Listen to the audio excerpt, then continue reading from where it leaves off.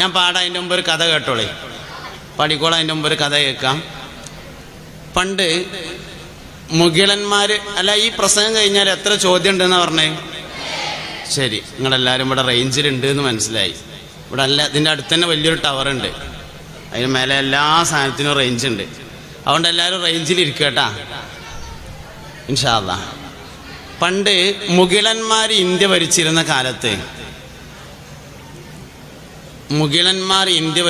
കാലത്ത് അക്ബർ ചക്രവർത്തി എന്നൊരാളുണ്ടായിരുന്നു. അക്ബർ ചക്രവർത്തിയെ കേട്ടിട്ടുണ്ടോ? അദ്ദേഹം എന്തോ ഒരു കുലുമാലുണ്ടാക്കിയല്ലോ, എന്തായിരുന്നു അതിൻ്റെ പേര്? ദീനി ഇലാഹി എന്നു പേരായ ഒരു മതം അല്ലെങ്കിൽ ഒരു പ്രസ്ഥാനം ഉണ്ടാക്കിയ ആളാണ് അക്ബർ ചക്രവർത്തി. അദ്ദേഹത്തിന് വളരെയധികം ഇഷ്ടപ്പെട്ട ഒരു ഉപദേശകനുണ്ടായിരുന്നു. ബീർബൽ എന്നാണ് അദ്ദേഹത്തിൻ്റെ പേര്. ഒരിക്കൽ അക്ബർ ചക്രവർത്തിയും അദ്ദേഹത്തിൻ്റെ ഉപദേശകനായ ബീർബലും കൂടി കാട്ടിലേക്ക് വേട്ടയാടാൻ വേണ്ടി പോയി. വേട്ടയാടി അവർ കുറേ ദൂരം സഞ്ചരിച്ച സമയത്ത് രാജാവിൻ്റെ കയ്യിൻ്റെ ചൂണ്ടാൻ വിരലിന് ഒരു മുറി പറ്റി. എന്തോ ആയുധം തട്ടിയിട്ട് മുറിയായി, നല്ല വേദന ഉണ്ടായിരുന്നു. ബീർബൽ കുറച്ച് പച്ചമരുന്നൊക്കെ എടുത്ത് അവിടെ വെച്ച് ഉഷാറായിട്ട് അതിനെ കെട്ടിക്കൊടുത്ത്, രാജാവ് വേദന കൊണ്ട് ഇങ്ങനെ വിഷമിക്കുന്ന സമയത്ത് ബീർബൽ പറഞ്ഞു, മഹാരാജാവേ, അല്ലാഹു സുബ്ഹാനഹു വ തആല മനുഷ്യന് എന്ത് ബുദ്ധിമുട്ടുകൾ കൊണ്ടുവരികയാണെങ്കിലും അത് എന്തെങ്കിലും ഒരു ഗുണത്തിന് വേണ്ടിയായിരിക്കും എന്ന് പറഞ്ഞു. നല്ല ചൂടുണ്ടപ്പോൾ എന്തെങ്കിലും ഒരു ഗുണത്തിന് വേണ്ടിയിട്ടേക്കാരം. മനുഷ്യന് ഏത് ബുദ്ധിമുട്ട് വന്നാലും എന്തെങ്കിലും ഒരു ഗുണത്തിന് വേണ്ടിയായിരിക്കും എന്ന് പറഞ്ഞു. പക്ഷെ രാജാവിന് കയ്യമ്മ മുറിയായത് കാരണം, വേദന ഉള്ളത് കാരണം അത് അത്ര ഉൾക്കൊള്ളാൻ പറ്റിയില്ല.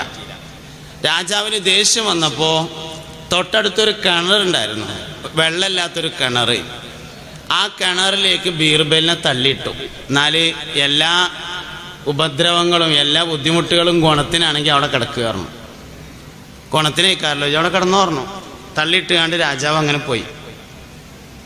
കുറേ ദൂരം സഞ്ചരിച്ച് ഒരു മലയുടെ താഴ്വാരത്തെത്തിയപ്പോൾ കാട്ടിൽ താമസിക്കുന്ന കുറേ ആളുകൾ രാജാവിനെ കണ്ടുമുട്ടി. രാജാവിനെ കണ്ടപ്പോൾ നല്ല ഭംഗിയുള്ള ഒരു ചെറുപ്പക്കാരൻ, SBവിൻ്റെ ആൾക്കാരാകുമ്പോൾ തന്നെ ഉഷാറാണ്, പിന്നെ രാജാവും കൂടിയാണെങ്കിൽ പറയും വേണ്ടല്ലോ. കോട്ട കൂടി ഇട്ട് നോക്കുമ്പോൾ സംഗതി നല്ല ഉഷാറുണ്ട്. ഏതായാലും രാജാവിനെ കണ്ടു നോക്കുമ്പോൾ അവർക്ക് നല്ല ഉഷാറുള്ള ഒരാളായിട്ട് തോന്നിയപ്പോൾ അവർ പിടിച്ചു. അവർക്ക് അന്ന് വനദേവതക്ക് ഒരു മനുഷ്യനെ അറുത്തുകൊണ്ട് രക്തം കൊടുക്കേണ്ട ദിവസമായിരുന്നു. ഇന്നിപ്പോൾ ആരെ അറക്കുക എന്നിങ്ങനെ ചർച്ച ചെയ്തുകൊണ്ടിരിക്കുന്നതിൻ്റെ ഇടയിലാണ് രാജാവ് അവരുടെ മുമ്പിലേക്ക് വന്നത്. രാജാവിനെ പിടിച്ച് അവർ കൊണ്ടുപോയി നന്നായി ഒന്ന് കുളിപ്പിച്ച് ഡ്രസ്സൊക്കെ എടുക്കാൻ വേണ്ടി ഒരുങ്ങാൻ. അപ്പോൾ ആ സമയത്ത് നോക്കുമ്പോൾ രാജാവിൻ്റെ കയ്യിൻ്റെ ചൂണ്ടുവിരലുമ്പോൾ ഹലാക്കിൻ്റെ ഒരു കെട്ടുണ്ട്. ഇതെന്താ ഈ കെട്ട് എന്ന് ചോദിച്ചു. അതിൽ പറഞ്ഞു അത് ഒരു മുറി പറ്റിയതാണ് പറഞ്ഞു. അപ്പോൾ കാട്ടിൽ താമസിക്കുന്ന ആളുകൾ പറഞ്ഞു, അത്രേ അങ്ങനെയാണെങ്കിൽ ഇപ്പോൾ സംഗതി ശുയിപ്പായല്ലോ, നിങ്ങളെ അറക്കാൻ പറ്റൂല. കാരണം ഒരു കേടുമില്ലാത്ത, ഒരു അയിബുമില്ലാത്ത, ഒരു കുറവുമില്ലാത്ത ആളെ അറക്കാൻ പറ്റുള്ളൂ. കയ്യിൻ്റെ വിരൽ കേടുന്ന ആളെ എങ്ങനെ അറക്കുക, നിങ്ങൾ പൊയ്ക്കോളി പറഞ്ഞു. വിട്ടപ്പോൾ രാജാവ് അങ്ങനെ ആലോചിച്ചു, ആ മന്ത്രി ബീർബൽ പറഞ്ഞത് എത്ര ശരിയായിരുന്നു. മൂമിനായ മനുഷ്യന് എന്തൊരു ബുദ്ധിമുട്ട് വന്നാലും അതെന്തെങ്കിലും ഒരു ഉപകാരത്തിന് വേണ്ടിയായിരിക്കും എന്നല്ലേ അയാൾ പറഞ്ഞത്. എൻ്റെ കയ്യുമ്മ മുറിയുള്ളതുകൊണ്ടല്ലേ ഞാൻ രക്ഷപ്പെട്ടത്. അതുകൊണ്ട് ഇനി അടുത്ത പരിപാടി മന്ത്രിയെ രക്ഷപ്പെടുത്തലാണ് എന്ന് തീരുമാനിച്ചു.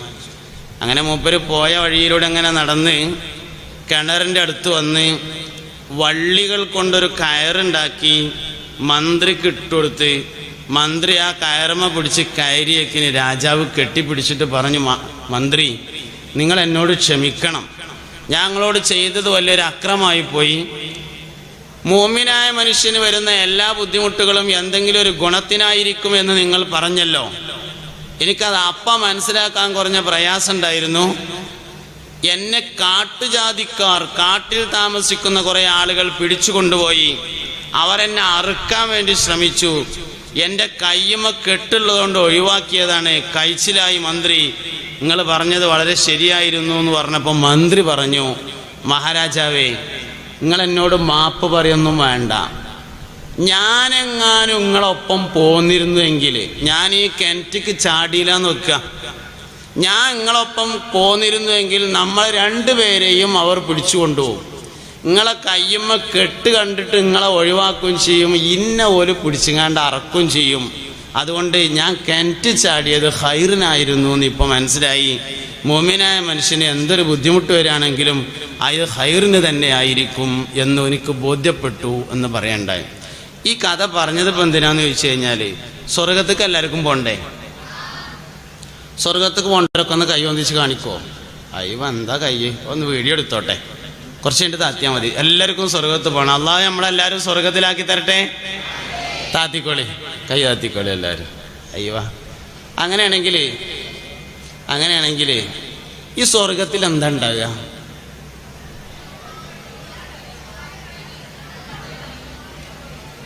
പറഞ്ഞോളി. എല്ലാം ഉണ്ടാവുമെന്ന് പറയാൻ പറ്റില്ല. ഉള്ളൊരു സാധനത്തിൻ്റെ പേര് പറയും. അള്ളാനെ കാണാം, ഹൂർലിങ്ങൾ ഉണ്ടാവും, ഉമ്മി വാപ്പി ഉണ്ടാവും, ഹൗദുൽ കൗസർ ഉണ്ടാവും,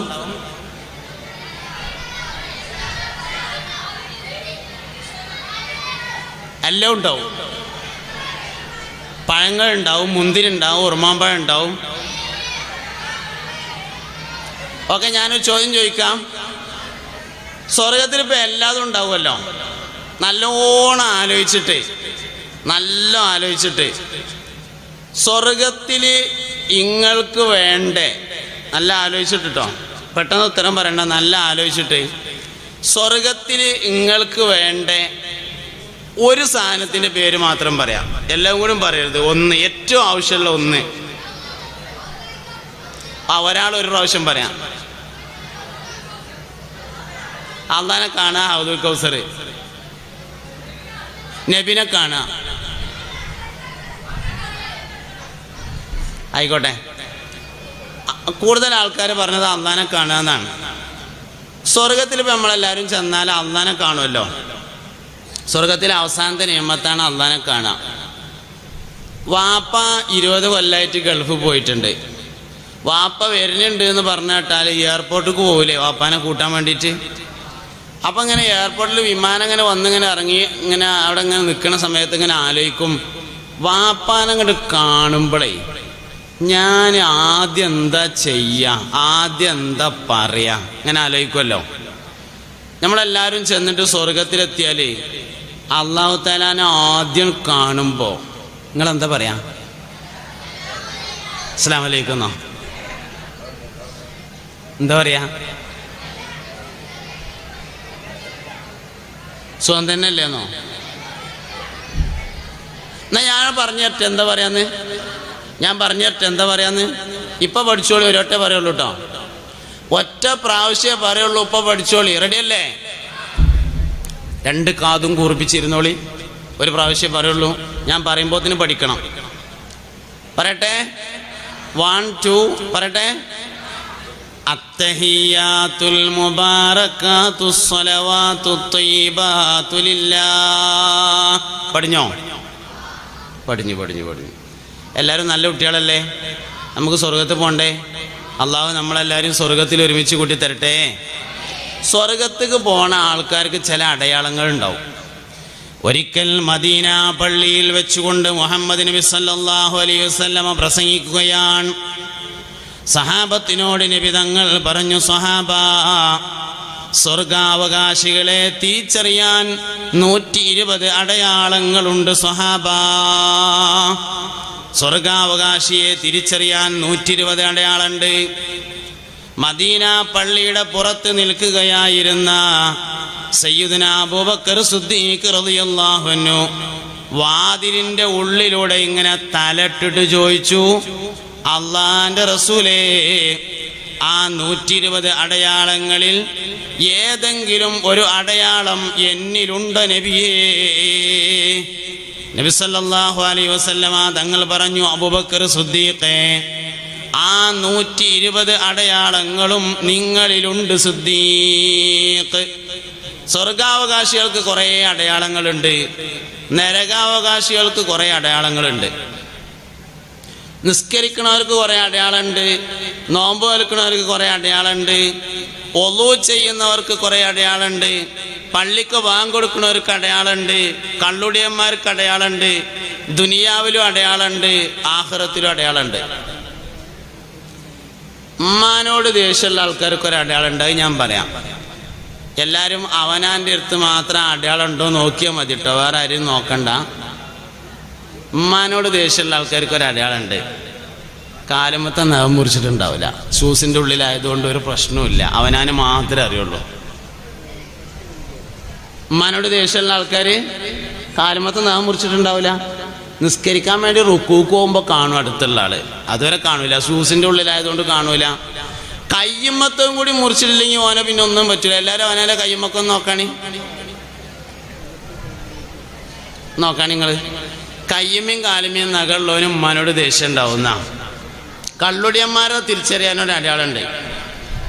കള്ളുടിയന്മാരെ തിരിച്ചറിയാനുള്ള അടയാളം കുളിക്കാൻ ഇഷ്ടമുണ്ടാവില്ല എന്നാണ് കള്ളുടിയന്മാരുടെ പ്രത്യേകത.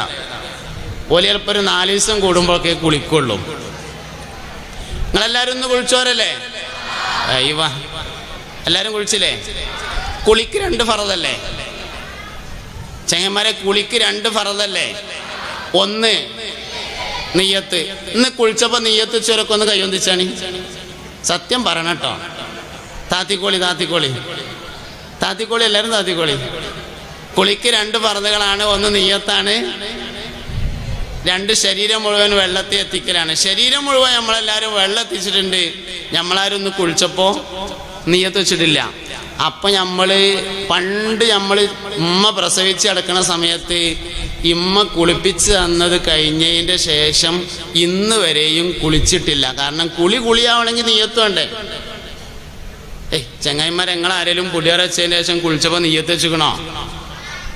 ഇല്ല. നിങ്ങൾ ഇന്നെ വെറുതെ സ്വീപ്പാക്കണ്ട. ഇല്ല, പണ്ട് ഉമ്മ കുളിപ്പിച്ച് തന്നതിൻ്റെ ശേഷം എന്താ നിയ്യത്ത് വെക്കുക?